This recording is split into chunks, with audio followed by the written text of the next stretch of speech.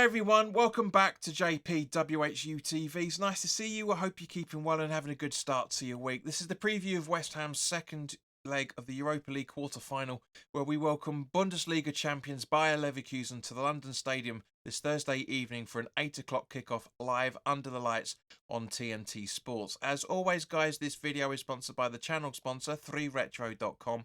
Please click the link in the description below that will take you directly through to the West Ham section of their website, where you can purchase some really nice retro gear, guys, as you can see from the icon that's up here, along with track jackets, polo shirts, sweatshirts and t-shirts made by Admiral and Umbro, so go check those out. Any purchases you make through the link in the description below, the commission that the channel would normally be getting, as I always say, I'll be sending on to the charity Iron Supporting Food Banks.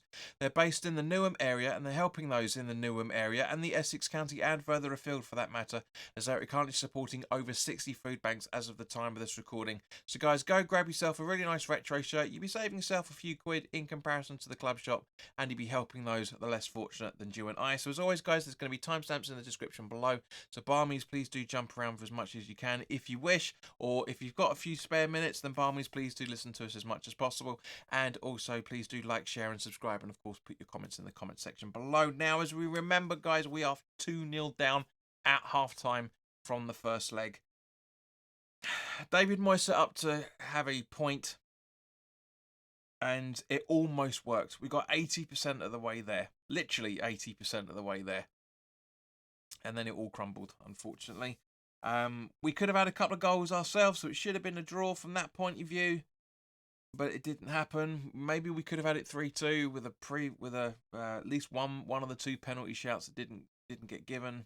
Who knows? But it doesn't matter. We're 2-0 down. Can we overhaul this deficit? You know, your thoughts in the comment section below. I have said previously, when we did the draw about this game, I did say it would be nice to go out to a team that we can be proud to lose to. And, you know, Bayer Leverkusen are, at the time of this recording, on track to win their version of the FA Cup and also a European title. They're on track. You know, they've gone completely unbeaten this whole entire season. They've won the season with, a handful of games left to go. That's the sort of team we would like to be defeated by and go, do you know what? Especially if we do this in the second leg, especially if we go out all guns blazing and we still lose it. I mean, I can't see us beating them 3-0 or 4-1 at home. I just can't. Bearing in mind, which we'll talk about in a minute. But, yeah, anyway, we'll come on to that. In terms of Bayer Leverkusen's away record in the Europa League, they've won 3, drawn 1, and that's it. Scoring 7 goals and losing 3. Now, on the road, Schick and Boniface are their highest goal scorers, and also along with 2 goals each. And also Stanic is their highest assister on the road with 2 assists as well. Poeta, Incape, Tapsoba, who shouldn't be playing this game, Adley and Tar are all on 1 aerial duel, 1 per game on the road as well. Now, as we remember, Hoffman got a goal and an assist for Boniface's header, which is the second goal. So we need to keep an eye out for these two as well, for that matter. You know, looking at Bayer Leverkusen's injuries, Hoslik is the only injury so far, as he suffered with an ankle injury from what I'm reading at the time of this recording. Things may change by Thursday night, but it seems to have come around from the game last week. So looking at West Ham, guys, as I say, I cannot see us overturning this. I really, really can't. I want us to, of course. Heart over head. Of course, I want us to go through to the semi-final, but I just can't see it. I can't see us beating them 3-0 or 4-1. I just really, really can't. It's not going to be a Freiburg in any shape or form. They are a superb team. Yes, all right, we played very defensive and negatively against them last week, but I can't see Moyes not doing that. I really think he will do it again. Now, looking at West Ham injuries, there's a possibility that Mavropanos may be out as he's being assessed, as it seems like he was still harbouring a bit of a niggle from the Thursday week game.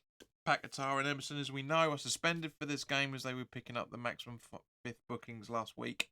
Alvarez is back, which is going to be fantastic. Wasn't exactly an all guns blazing performance from him against Fulham on Sunday night, but I do think he'll make the difference in this fixture. I really genuinely do. I really think he'll make a big difference. And of course, guys, this brings us round to the starting 11. Now, this is really tricky. This is really tricky. Not trying just to keep that cough under control, but it is really tricky to try and figure out the hell we're going to do with this starting 11.